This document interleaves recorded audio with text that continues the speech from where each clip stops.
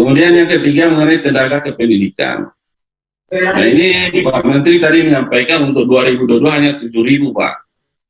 Nah ini kan sudah masalah nasional, masalah tenaga kependidikan. Kami turun ke daerah reses, mungkin juga Bapak waktu Pak Menteri, waktu anggota DPR, itu sudah menjadi yang klasik masalah SDM ini, tenaga pendidikan. Ada pondok pesantren yang santrinya sampai ribuan, satu orang PNS pun atau SN tidak ada di sana. Nah ini sangat menyedihkan sekali. Nah kami mengharapkan konsen Kementerian Agama ini untuk tetap memperjuangkan tentang tenaga kependidikan ini, ustazah kita. Ini hanya 7.000. Jika kita bandingkan kemarin program 2020, 2021, Kementerian Diknas 1 juta gitu. Nah ini kami mengharapkan ini bagaimana di perubahan ini nanti coba kita usulkan lagi untuk penambahan pegawai pemerintah, pegawai negeri ini, pegawai kontrak ini, P3 ini ditambah lagi Pak, karena ini memang keluhan klasik, tapi memang harus kita upayakan pemecahannya sehingga masalah tenaga pengajar ini terus terang Pak, 95% pendidikan agama ini ditanggung oleh rakyat kita, masyarakat kita.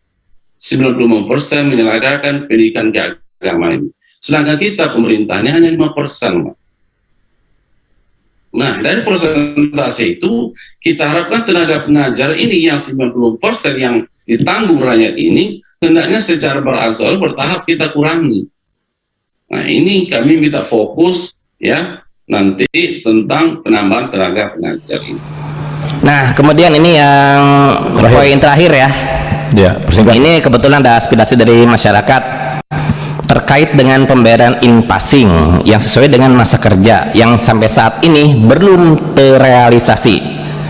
Nah, sesuai dengan PP 41 tahun 2009 bab 2 dan juga setidaknya ini PMA 43 bab 3 pasal 6 bahwa tunjangan profesi guru non-PNS yang telah memiliki jabatan fungsional diberikan setara dengan gaji pokok PNS.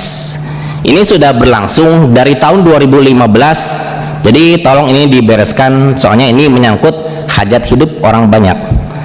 Dan juga terkait dengan rasio siswa diharapkan ini diterapkan kembali dispensasinya karena kita masih ada ini pandemi COVID-19.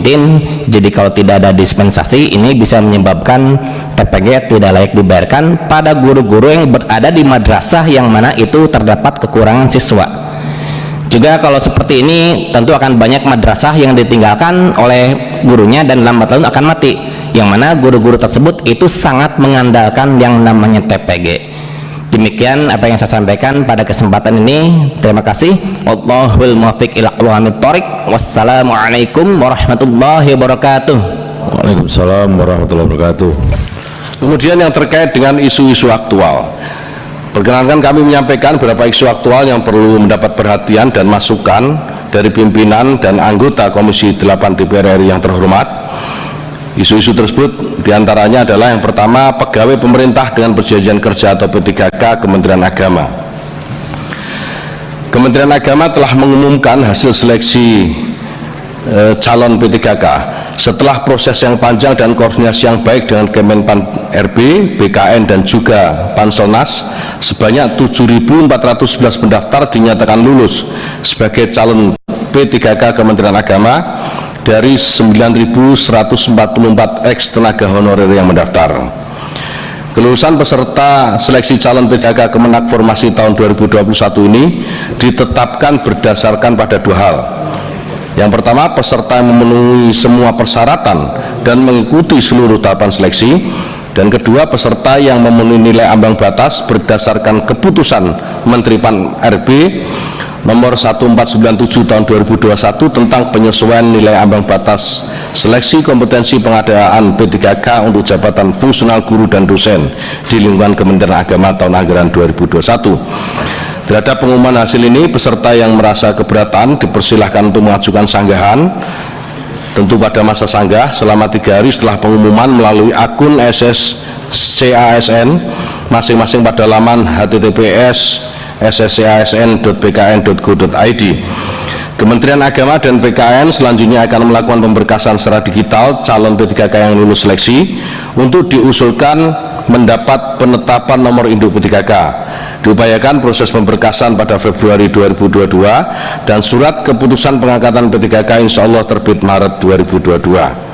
Melalui forum ini kami sampaikan bahwa seluruh perkembangan proses pelaksanaan seleksi calon P3K Kementerian Agama dapat dipantau melalui kemenak.go.id atau casn.kemenak.go.id dan sscasn.bkn.go.id.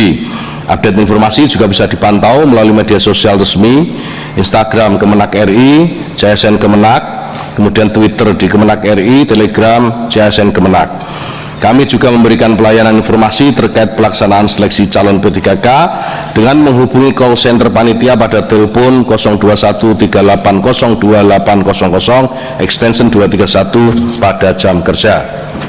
Kemudian yang tidak kalah penting yang selalu menjadi pertanyaan dalam setiap raker kita ini terkait dengan in-passing. Saya perlu sampaikan bahwa tidak ada hutang negara atas in-passing ini karena belum ada kebijakan penambahan in-passing. Dan pada saat ini kita sedang melakukan pengajuan tambahan anggaran ke Kemenkyu untuk in-passing para guru dengan besaran kurang lebih 1,8 triliun. Pak Iskam tadi menyampaikan, dan saya kira ini juga kita harus perjuangkan karena begitu kita berikan kan tiap tahun harus ada dan tidak boleh berhenti, harus ada dana sekian. Jadi kita sedang terus berikhtiar untuk bisa mendapatkan ini.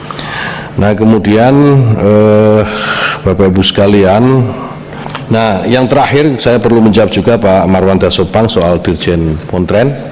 Kita sudah mengusulkan kepada Presiden untuk menambah satu direktorat ini, tetapi kemarin saya mendapat surat dari Menpan RB bahwa surat tembusan Menpan RB kepada Presiden bahwa pembentukan Dirjen Pontren ini berpotensi untuk membuat sistem pendidikan Islam terfragmentasi karena sudah ada Dirjen Pendis, jadi tidak perlu lagi.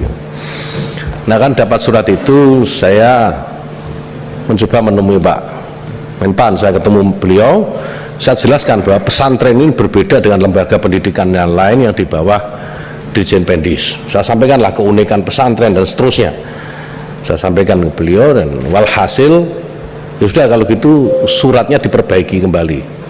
Surat kita ke Menpan kita perbaiki dengan menyertakan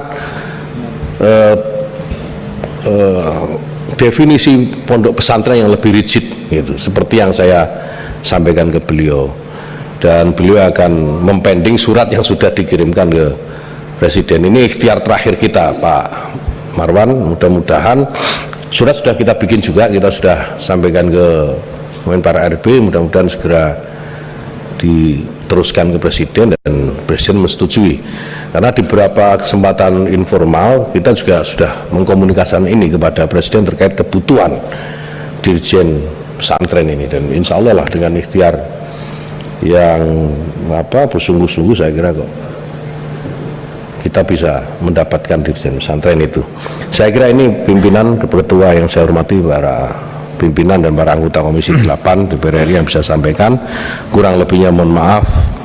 Assalamualaikum warahmatullahi wabarakatuh. Assalamualaikum warahmatullahi wabarakatuh. Baik, terima kasih Pak Menteri atas jawabannya.